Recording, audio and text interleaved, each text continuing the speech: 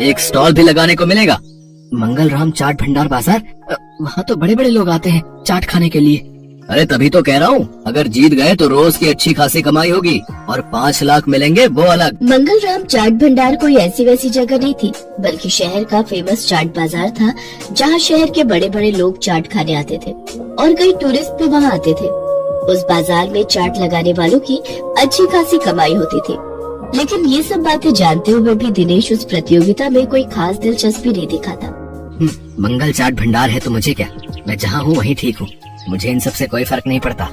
उधर भोला और राजू उस कंपटीशन के बारे में सुनकर आपस में कहते हैं, सुन भोला, इस कंपटीशन को तू जीते या मैं, मुझे कोई फर्क नहीं पड़ता, बस कोई और नहीं जीतना चाहिए।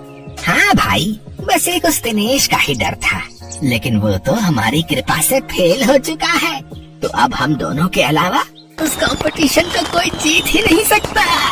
अगले दिन हीरो भोला और राजू से मिलने आता है।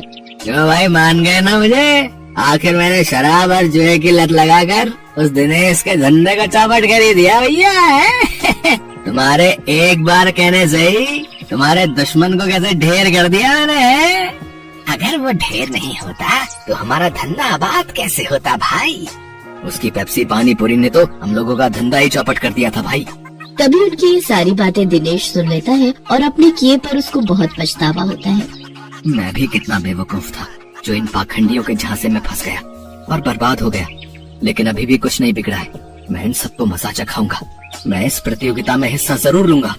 यही बात मन में ठाने दिनेश उस चाट प्रतियोगिता में हिस्सा लेता है और अपनी पेप्सी वाली पानी पूरी की रेसिपी से इस कॉन्टेस्ट को जीत लेता है, जिससे उसे 5 लाख का इनाम मिल जाता है। साथ ही मंगल चाट भंडार में स्टॉल लगाने के लिए जगह भी।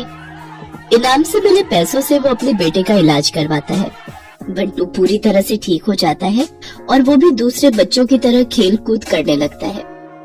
दिनेश